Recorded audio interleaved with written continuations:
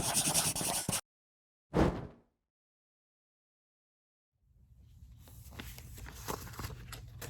everyone, welcome to Shop Talk. I think that's what we're calling this now. Odin Leather Goods Monday Shop Talk. Today is January the 19th, which if you're looking at the calendar is not Monday, it's actually Tuesday. It's about 6:40 or so on Tuesday evening. I did originally film a Shop Talk yesterday. However, I had one camera problem after another camera problem after another camera problem, and it just got too late today, and I had to rush home because I went to see my kiddos before the end of the day. So I am scrapping that Shop Talk, and I'm going to do it all over again today. It's a new day. It's going to be completely different. That one was just too broken up into too many different pieces. Editing would have been a nightmare for me, so I thought I'd go ahead and do it today one more time. It is Tuesday, but that's okay. I am still committed to doing these videos every Monday-ish of every week and posting on YouTube for all of you. New this week, we're going to do some Q&A from Instagram. Most of you probably follow me on Instagram. If you don't follow me on Instagram, please check me out there. I am at Odin Leather, not Odin Leather Goods, but just at Odin Leather on Instagram. We have quite a few followers there. Nice little community of makers and customers and all different types of people that like to see what goes on behind the scenes here at Odin Leather Goods. These Monday videos are just an extension of that, really, and a way for me to share with you more about what's going on here, talk through different things, get feedback from you. That's really important to me. I love getting feedback from you. Leave your comments below if you get a chance. Questions that we're going to answer towards the end of this segment, I have all came from Instagram. I posted something, I think it was Sunday morning on Instagram, asking for anyone that had questions that they wanted me to address on this week's Monday Shop Talk. Again, not being Monday, but whatever. Anyone that had questions they wanted me to address this week, post your questions there. I was expecting 3, 4, 5 questions at the most. I probably got 60 questions from everyone. I really, really, really appreciate that. Didn't expect that type of engagement, but man, I'm definitely grateful for it. Now, unfortunately, I won't be able to answer every single question today. We'll do more videos in the future. We'll do more questions each week.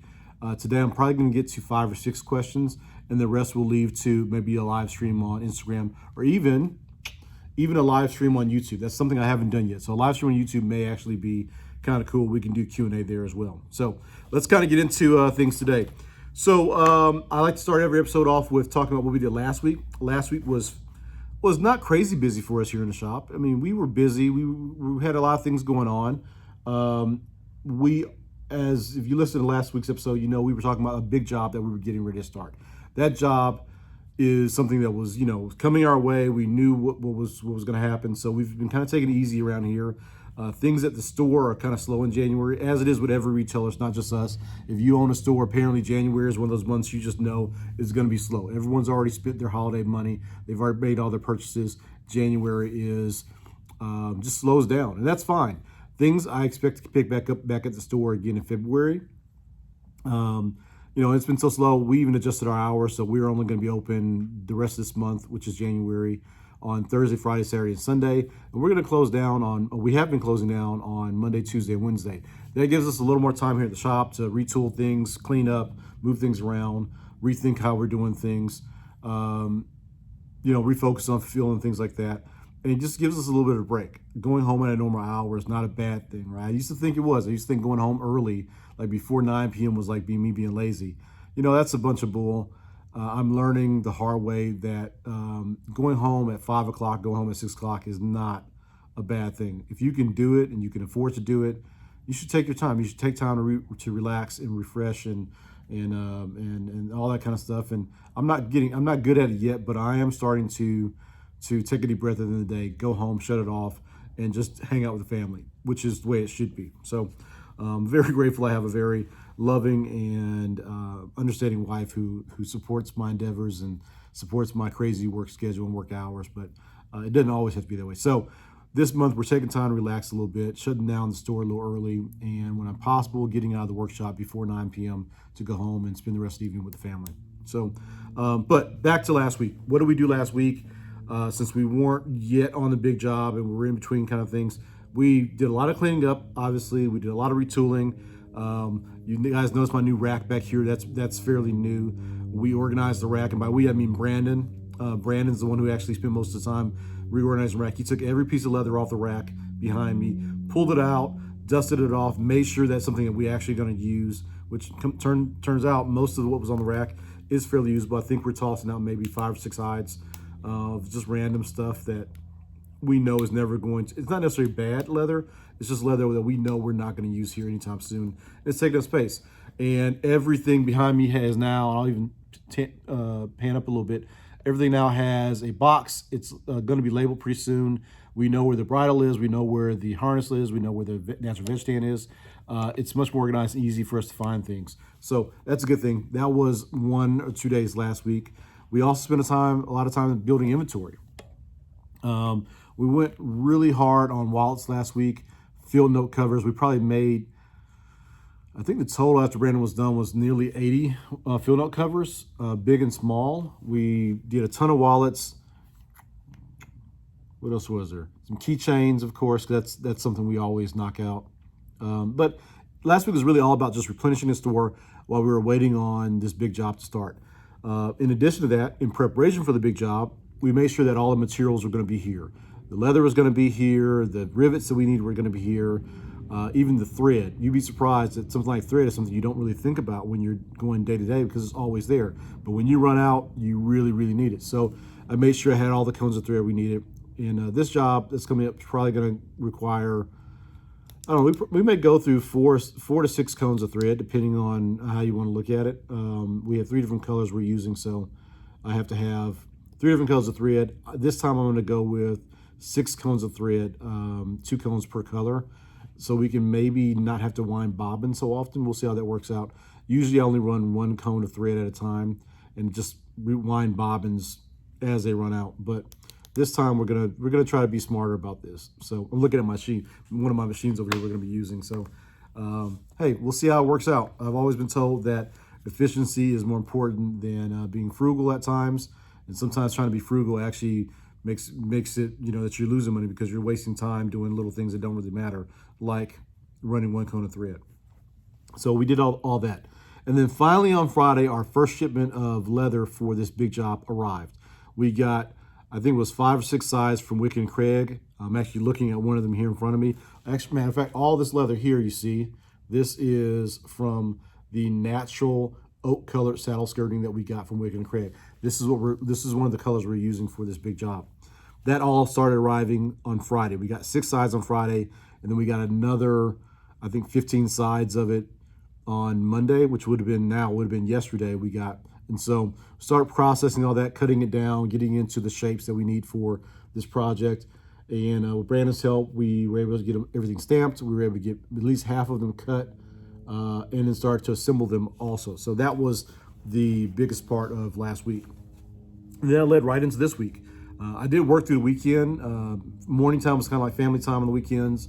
And then I came into the shop because, again, I know I only have so much time. I know I only have so much time to get this big job done. So I want to be as efficient as possible. So when the family is hanging out, they're watching TV, and they're just generally sitting around doing nothing, that's when I make my exit. I come up to the workshop, work for a few hours, and then when they're ready to go do something or go hang out more, then I'll transition back home. But as a result, I was able to get a whole bunch of clutches made this weekend. I got some mouse pads made this weekend, some more bracelets braided up and made this weekend. I got all that type of stuff to make this weekend, basically stuff to fulfill orders. Last week I posted a YouTube video, which is here on this channel, obviously, of me making a really nice simple clutch. Since then, I've been getting a lot of inquiries about that. I still am cutting and making those all by hand. I'm still, you know, there's no clicker dot for that yet. I just want to get the design just right. I also want to get some feedback from people that bought the template. If you don't know, if you hadn't heard, the templates for those clutches are actually available on my website, odinleathergoods.com. So if you have seen the clutch, you like the clutch and you want to make your own, go over there, pick up a template. They're acrylic templates. If you don't want to use acrylic templates, you just want to use like paper, there are also paper templates available on the website as well. And you can buy either one and use it to your heart's content. You may not choose to do the design exactly the way I did it. That's fine. Instead, you could buy the template and then modify some part of it. Hunter, who also has been filming the videos and editing the videos for me, he has his clutch where it goes straight across. It doesn't have the envelope shape. That's fine. It's all based off of the same template and the same acrylic and pattern set. So buy it, use it, change it up however you want. Maybe it's just a starting point for you, or maybe it's end point. Either or is fine. But I ought to say, I made a lot of clutches this weekend. We made them in brown bridle. We made them in harness. We made them in a lot of calf. Did a lot of calf ones this weekend. And all those will be at the store or available online for anybody that wants them. So that got me to Monday. So once we got into Monday, really more like once we got today, open back up, and we just went full force into this big project. Let me step away for a moment. I'm going to grab one of the things that we're going to be making this week.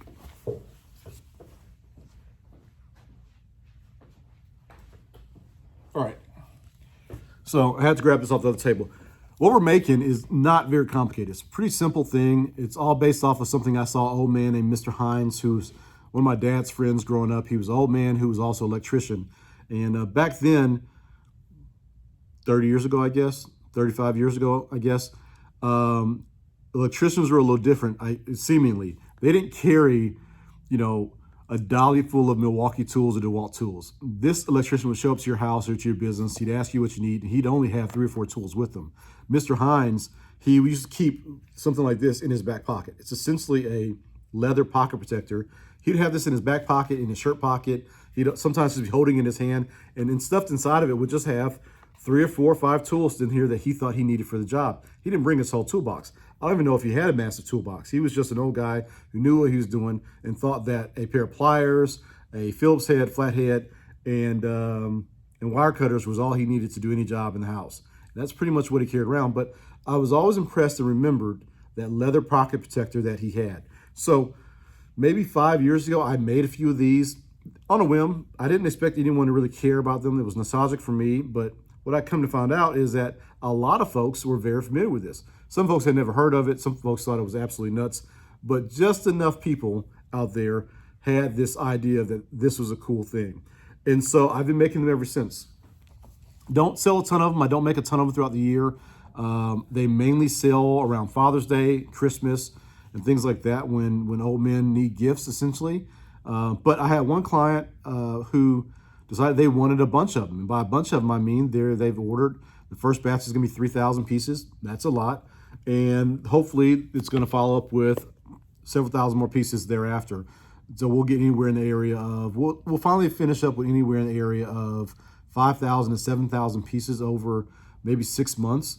That's a lot of pieces. That's going to consume the workshop quite a bit for the next few weeks, if not longer, to get this done. But we're really happy for that job. It's a good opportunity, and it allows us to keep working, which is the most important thing around here. So these 3 pieces, or these 3, excuse me, that's not true. These pieces will be made in 3 different colors: natural oak, which is what you see behind me, this dark brown harness from Wicked and Craig, which is the one you see here, and a buck brown harness from Wicked and Craig. The buck brown and dark brown harness have not arrived yet. So until that arrives, which I hope will be within a day or two, until that arrives, we're going to really lean in and get as many of these natural ones done. And I got to tell you, for about 2 days worth of work, or 2.5 days worth of work, we're moving. Brandon's got things really pushing along here. We've got quite a bit done, and I'm feeling pretty good that we're going to be able to get this project done without killing ourselves, and it's going to look good. We were probably about 400 or 500 pieces in at this point for the natural version, which means we have another 400 or 500 more to go, but I think that's a pretty good pace that we're setting. As a result of this project, I was also able to bring on a really nice lady who started working with us today. She's only going to be with us, temporarily. She's just here to help us out with this project, but she's showing up for 1 to 3 hours a day just to sew. As you can imagine, while these aren't complicated, the sewing on here is going to take some time. We have to burnish edges on all of them. We have to edge finish, all that kind of stuff. And if I and Brandon can just focus on the edges and cutting and assembly and have somebody else focus on doing the stitching, we're going to rock through this. So I put out a call, and I was looking for any man or lady who wanted a little part-time work, who knew how to run a industrial walking foot machine. This lady sent me a text message about an hour or two later, said that she had been sewing for 40 years, and she was familiar with using a smaller walking foot machine, and she was interested in helping out, so long as I didn't need her here 8 hours a day.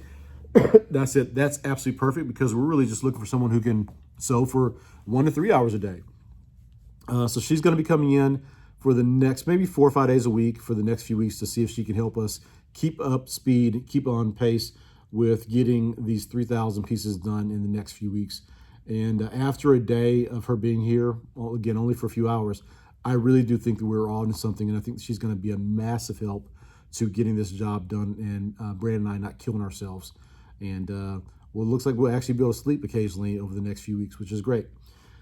So she did have a little learning curve to get through the day. She had to get on the machine. She wasn't used to using these industrial leather machines. She mainly did like upholstery, and she did a lot of textile stuff. So my machine was set up a little different. She had to get used to it. It's funny watching someone who, has 40 years of experience come in and stitch behind me who has, I don't know, 6 years of experience on these machines, I guess. And I have my way of doing things that works for me. And then to see how she's processing information and moving the material around and moving the thread around, things like that, it's just completely different. I learned a few things from her today. She learned a few things from me today. And I think by the time she was done, had already stitched up, just shy of 200 pieces, what she got through today. So, if she keeps that up, that was only one stitch course. There's 2 stitches in each one of these. So she keeps that up, we're going to be able to rock through this project without much problem at all. And I'm really, really excited about that. Sorry, I'm having trouble hearing you.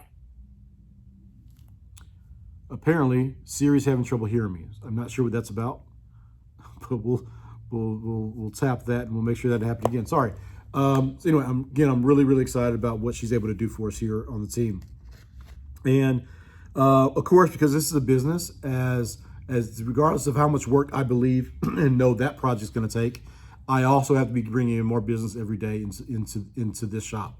So while that's going, Brandon's really holding down there. I'm processing orders as they come in. My wife, Rochelle, is filling orders as they come in, which still takes a bit of time. And I'm also on the phones and emails throughout the day, hustling up, trying to get more orders. And I already have a few leads on a few other sizable projects that are going to keep the shop going for the next month or two, while we wait for retail orders and purchasing to really ramp up again.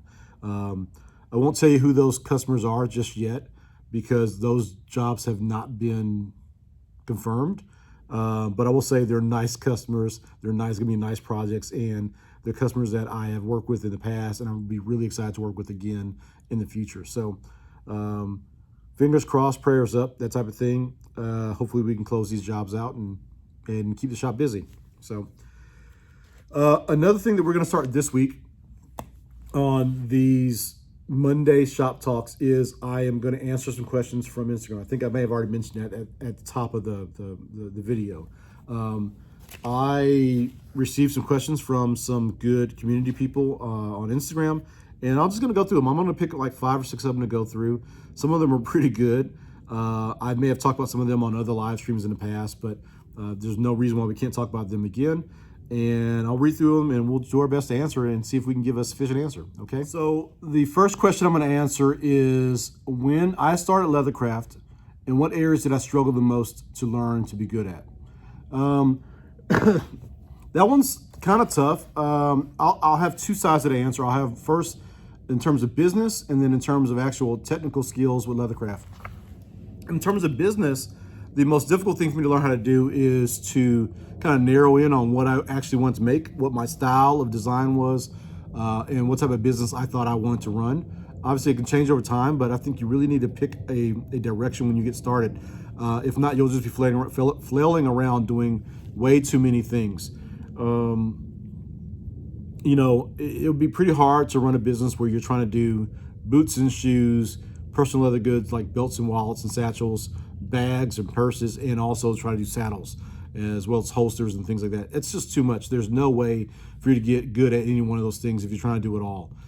Certainly while you're starting to learn the craft, it's nice to dibble and dabble in certain things so you can figure out what you like. But after a certain point, I think you really have to pick what it is you want to do, focus on that, and really go heads down on that, in that niche of manufacturing.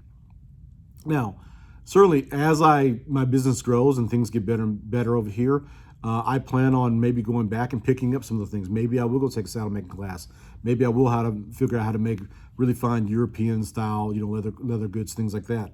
But that's because I would have earned enough space in my business to be able to do that. not because it's the most smartest thing to do when you're first starting off. Now, in terms of technical skills, I'd say this. If you were to ask 10 leather crafters how to do one thing, one technical skill, burnish, cut, whatever it may be, stitch, you're probably going to get 12 different answers from those 10 different leather crafters. Everyone has their own way of doing things. I think there's some basic rules to follow about how you do certain things, but after that, it's really a matter of preference. Burnishing, for instance, I probably have tried burnishing 20 different, if not 30 different burnishing techniques over the years to figure out the way I like to do burnishing. It's not that one technique is better than another. It may be one is better for me than another technique, but it doesn't mean that it's the best technique for you. I think you have to try a few things, and then, before you really settle in on the way that you like to do things like burnishing or even cutting. I thought I knew how to cut leather until I went and talked to a guy. He showed me a whole nother way of cutting leather. It's amazing. Same thing with gluing. You would think that gluing up pieces of leather is an easy thing to do. No, there's technique to gluing you can learn. And once I figured that out, man, my glue ups went, even that much better. So lots of things to learn. I don't know if one is more difficult than the other. I would just say that keep your eyes open, keep your ears open, try to learn what you can from other people around you, and then test for yourself to see what works best for you. Alan James Company asks, when asked for custom, is it a hard no, buy what I've made, or sure, I'll build that one off? Well, for me and my business, I try not to do custom at all. Custom is very tough to make money at. And it really comes down to a mathematical type of formula. If you think about a custom bag, someone asked me to make a custom, let's say a custom backpack, something I've never done before. When they walk in, I've got to now process in my head how that bag's gonna go together. I've got to figure out and noodle in my head how I'm gonna build a pattern and template for it. What leather am I gonna use? When do I stitch this? When do I stitch that? The order of operations.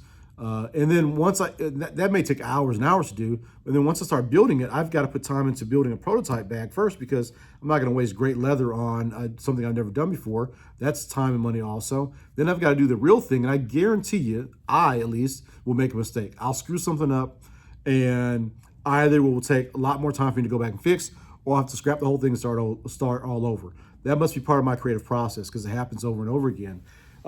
So let's say for that backpack that the customer asked you for, maybe, I have to put 16 hours of time in there, right? That's half a week's worth of work. And maybe there's probably gonna be a lot of materials as well, $300, $400 worth of materials. That means I'd only maybe turn a profit of probably nothing on that bag. It would have been fun to do, would have been cool probably, but in terms of running a business, it probably would not have benefited me. Now, let's then consider for the same 15, 16 hours I'd have to put into that one bag and not make any profit in the end probably. What else could I do with those 15, 16 hours? Well, how many belts can I make in that period of time? How many of my other bag designs that I've been making can I make in that period of time? How many wallets can I make in that period of time? Belts alone, I can probably make 40, 50 belts in just that period of time. And how much do each one of those belts sell for? Well, you do the math, it tends to be much more productive when it comes down to your time and economical in terms of making revenue for your shop, for you to do what you already know how to do. Now, that's not to say that custom is bad. Custom is not bad. There are some guys that can make and build an entire business, and gals, I should say, guys and gals that can build an entire business off doing custom. That's just not where I am. I'm not an artist shop here. There's some guys who are much more fine artsy crafty, not artsy crafty, but much more of fine artists when it comes down to their leather craft. They can charge $2,000 for a wallet. They can charge $5,000 for a bag and spend an entire month working on that one bag. Nothing wrong with that. God bless them. They usually do beautiful work. That's just not the type of shop I run here.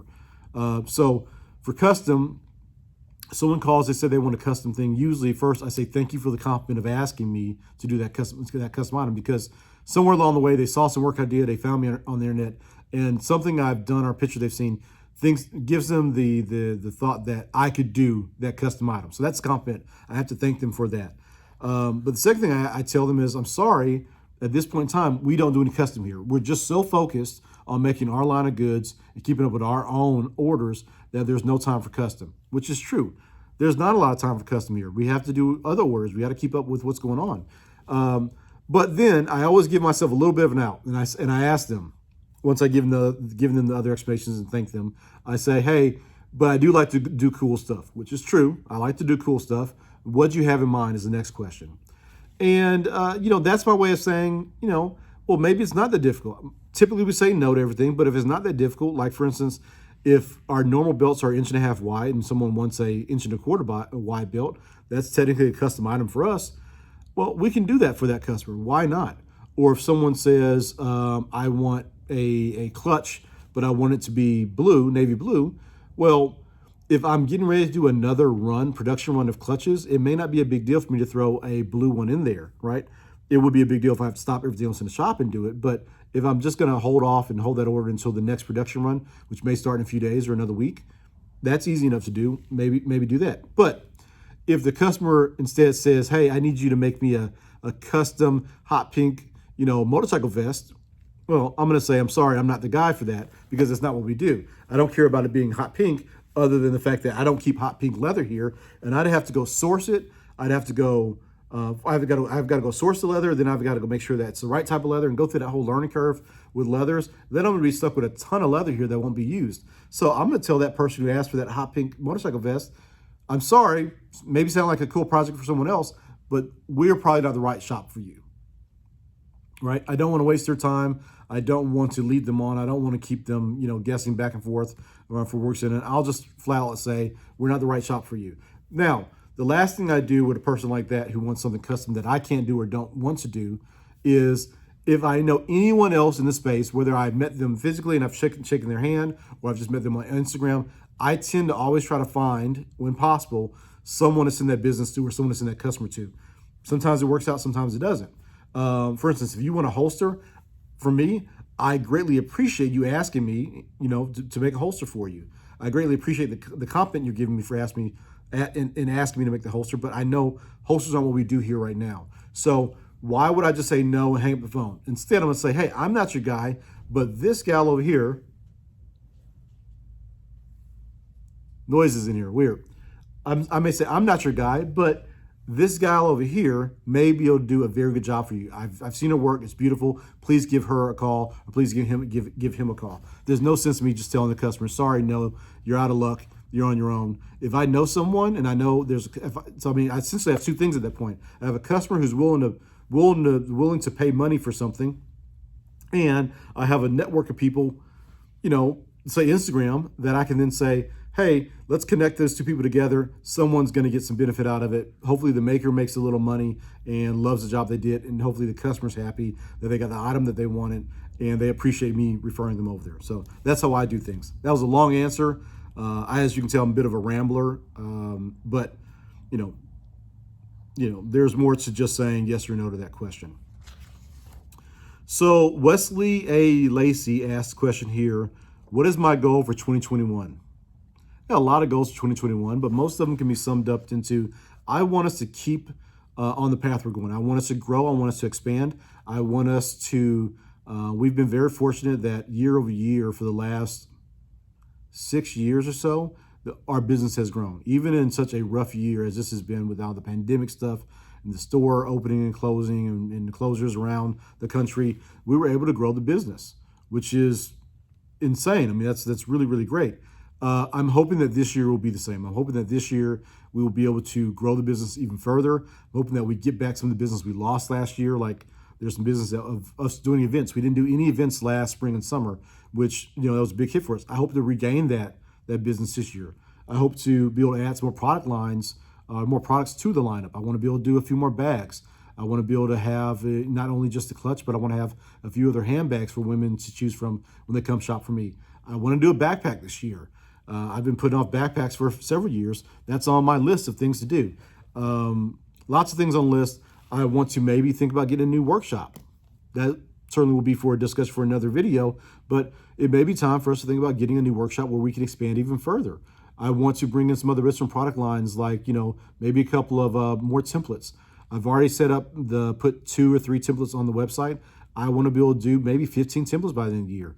Most of my old designs, some of which I'm still making today, I think they're great candidates for me to do leather templates for. Whether you want to buy the paper template or you want to buy the acrylic template, I'm hoping to make those all available, hopefully the first half of this year. So those are my plans. Expand the business, expand the product lines, find some additional streams of revenue coming into the business. And I mentioned earlier that we brought a lady in, at least just temporarily, to help stitching. I want to think about expanding the product. Not extending the product, but I want to think about expanding the production team here. Brandon does a wonderful job. He stays on top of things. I'm out here when I can be, as often as I can be. But if we want to make more, if we want to do more, we're probably going to have to bring some more team members on eventually. And this year, I could see us bringing on at least 1 or 2 more people by the year. Now, it's only January. We've got a long way to go. We'll see what happens, but that's where my mind is right now. I also want to do a much, much better job of keeping up with my books. If you run a small business, you know keeping up your books is a pain in the butt, and I don't do myself any favors there, but I'm going to try to do better this year. So let's see. Some other questions here. Justin Violet. I'm sorry if I mispronounced your name, Justin. His question is, what are some of your favorite tool purchases? What are some of your favorite tool purchases? My favorite tool purchase of all time was the last tool I bought. It's always my answer. The last tool I bought was absolutely my favorite tool at the time. The last tool I made, or whatever, like these workbenches. When I make these workbenches, these were my favorite tools. You know, it's hard to say. I mean, I'm kind of infatuated with whatever it is I buy at the moment. I love the value it brings to the shop when I get it, and for a period of time, at least, I feel like I can't live without it. So it's really hard for me to pinpoint one thing.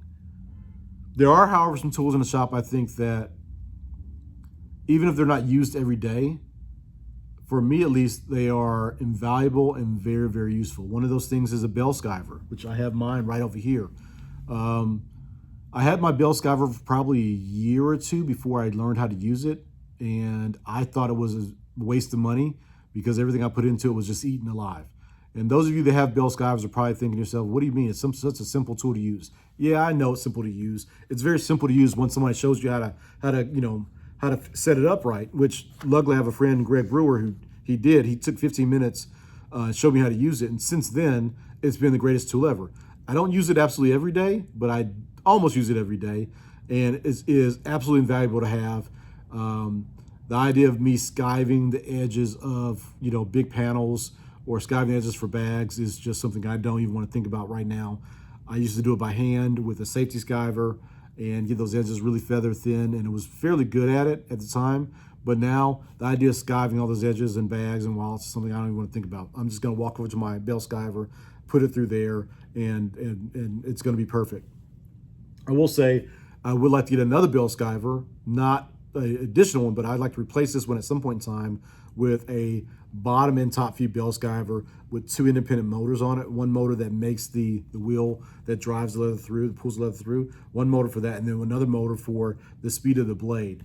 Those are slightly more expensive, like German machines, but the fact they have the 2 motors and they have a feed on top and bottom makes them even that much more precise, which would be cool. So let's go on to the next question. Tanned L Leather. When did you realize you had to move into a bigger workshop? Well, as you know, most people that followed me saw me when I was working in actually 2 garages. The first garage I was just in like a 2 foot by 4 foot table. And if you go way, way, way, way back, almost like 2,000 posts back on Instagram, you'll see that table in my first garage workshop setup. Everything was on a 2 foot by 4 foot table that had a drawer down bottom that I kept all my dies and tools in, and it had a lamp attached to it. It was nice and little workbench I made myself. Well, we moved houses, and from that workbench, I moved up to actually the workbench I'm sitting at right now is the workbench I built for that house, and this one is nearly 4 foot wide by 7 feet long. Don't ask me why I didn't make it 8 feet long. I should have just done 4 foot by 8 foot, but for some reason I settled for 4 foot by 7 foot. But that was a move for me. I needed more space. Well, in the second workshop, I was basically consuming half of a 2-car garage. And we were doing a ton of work in there. I had a lot of machines in there. Brandon was coming over to help me out with projects. I mean, we had jobs in that workshop where we were getting 2,000, 3,000 pieces done at a time, which is really cool. But I realized that for me to, one, I needed some separation between home because I was at home, and I needed separation between home and work. That was a problem I was trying to fix. I also needed more room to expand. I needed enough room where I could have one person on one workbench, another person on another workbench. There were 3 or 4 other machines that I wanted to bring in, none of which I could afford at the time, but machines I knew that I wanted to bring in. So it seemed like a great time for me to look at options. Now, what made it really easy for me to move into the bigger workshop is that I went looking for shops, not thinking I was going to be able to afford anything. I found this one shop which was like 3 blocks or 2 blocks from my house. I could walk here in 3 or 4 minutes, which is unheard of for Capel. Shop space is not just available. I mean, if I went to find 100,000 square foot, shop here in Capel, I could do it. If I want to find 1,000 square foot shop or 1,500 square foot shop, that would be impossible, right? Well, there's one that was available, and it was right down the street from my house, and they put a sign outside. I called immediately, and the gentleman came out and showed me the shop space, and I'm thinking to myself, man, this would be absolutely perfect for Odin Leather Goods, but I know I can't afford it. But what the hell, I'm going to ask anyway, how much is it? Well, I asked the gentleman how much it was. He threw out a number, and I was mind blown, not by how expensive it was, but how inexpensive it was. Now, it's more money than I had, but still much more inexpensive than I thought it was going to be. And after a quick conversation with my wife looked at me and she says, just do it. Just do it. Get it done. You'll make it work. And we took the leap of faith. We moved into the shop like 2 weeks later, and the rest has been history. We've been able to really grow and thrive in the shop. Now, yes, I said earlier in the episode that I'm going to be looking for a new shop. We're probably going to be outgrowing the shop again pretty soon. But, man, that's a good problem to have.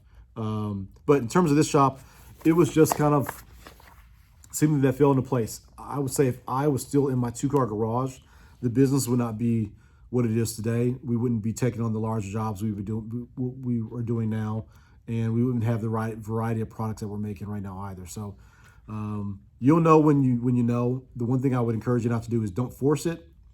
Don't leave this video and immediately go looking for shops and say, Odin mate said I need to move out my shop if I want to grow my business. No, I'm not saying that. I'm saying you've got to do it on your own pace. I'd also say don't look at other people's shops and say, I've got to have a shop just like that, because I still know plenty of people who are working out of their garages and doing massive amounts of business and doing beautiful work. They don't have this much space. So the trick is, and I guess what I'm trying to say here is, look at your options, but make the best choice for you, not the best choice for somebody else's business. All right. CAH 357. Wallets, bags, sheaths, etc. Cobra 3, Cobra 26, or Cobra 4. So of that bunch, based on what you said, I'd lean to a Cobra 26. For those of you who don't know what a Cobra 26 is, what the question was about is really about sewing machines. Which sewing machine do I think is best for those items? What I learned is, I've learned a lot of things over the years, I'm still learning, is there's no such thing as a sewing machine that's going to do it all for you. It just doesn't exist. If you go to saddle maker shops, you go to leather artisan shops, they tend to have 3, 4, 5, 6 different sewing machines. You would say, well, why do they need that many if it's just one person in the shop and they're doing this one thing? Because each one of those machines does something different, or it does something different very well, right? So what you first need to do is identify what it is you want to make. Do you want to make small items? What type of leather do you want to use? Do you want to use like fine goat and lamb skin type things? Or do you want to use like heavy saddle skirting? What weight of leather, if they're small items, do you want thick thread? Do you want thin thread? You got to figure out all these different things. Figure out what you want to make, and then find the machine that does as many of those things as possible. Now, out of the 3 machines you mentioned, the class 3, 26, or 4, I'd say of those 3, the class 26 is the most versatile because it is a cylinder arm machine, which means you can do flat stuff on it or you can do regular shape stuff on it. That's a plus. And the 26 is what I would call a medium duty machine, right?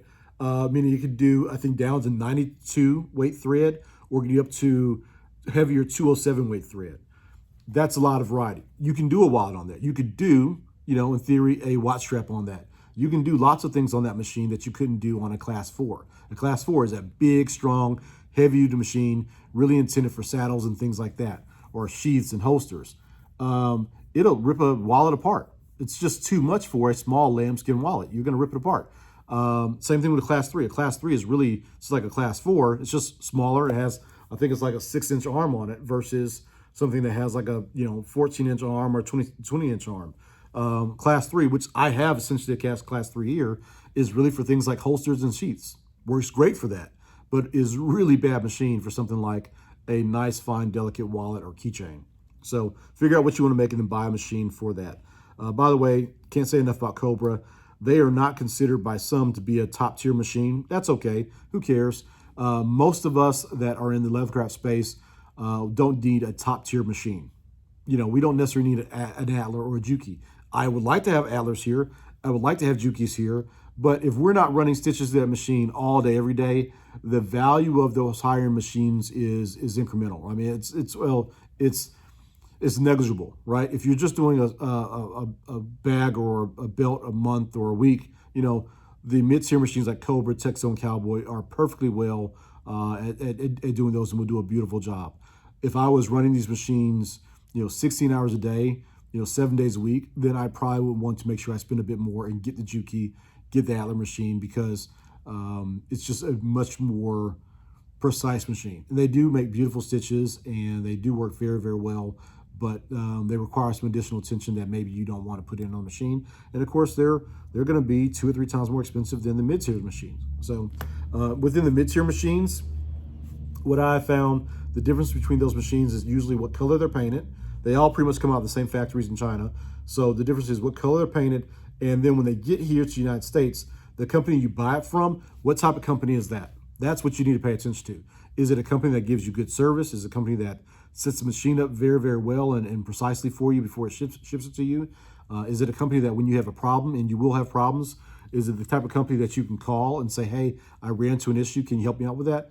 That's what you want to think about when you're buying a machine. Can those companies help support you at that? So there's that. All right.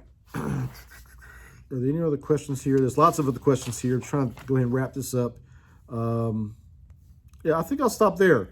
I'll save some of these questions for live stream on Instagram. Maybe later this week. I'll do something on Instagram. I may even try to do a live stream on YouTube, so stay tuned for that. In the meantime, hey, do me a favor. Share this video with others. Send me a comment. Leave me a comment below. Send me a note, email, Instagram, whatever. Let me know what you think about these episodes. Let me know if you think they're valuable, if you think they actually are worth me doing into the future. Let me know if there's a format change or something I should do on these videos. I'm open for all suggestions. My goal is to make the best content possible on YouTube for what I have. Talk about leathercraft, talk about my workshop, and share and interact with you all. So let me know what you think. Also, do me a favor, like, share, and subscribe to the channel. It is a big deal for me to grow the channel as big as possible. We have quite a few followers right now, but I really would like to grow that exponentially. When we do that, we have other options of things we can do here. It also helps support content generation. It makes it so that I can take time away from the workshop and doing orders, that I can sit here and talk and do more content projects with you. Also, if you really want to give me a hand, click the subscribe button or click the bell icon below so that you're notified next time I post a video. Now, that said, I do plan on posting videos every week from now on, videos just like this to talk about what's going on here in the workshop. I will try to get them out on Monday evenings, but at times, like today, I won't be able to get them out until maybe Wednesday morning or something like that. So bear with me. We'll figure out the content schedule. We'll figure out how to balance things out here in the workshop to make sure I can get content to you on a regular and consistent basis. That's what's important. So until next Monday, again, I appreciate your time. I appreciate your support. I appreciate all your comments and your interaction, engagement with me. And I will see you next Monday-ish. All right. See you later. Have a good one. Bye.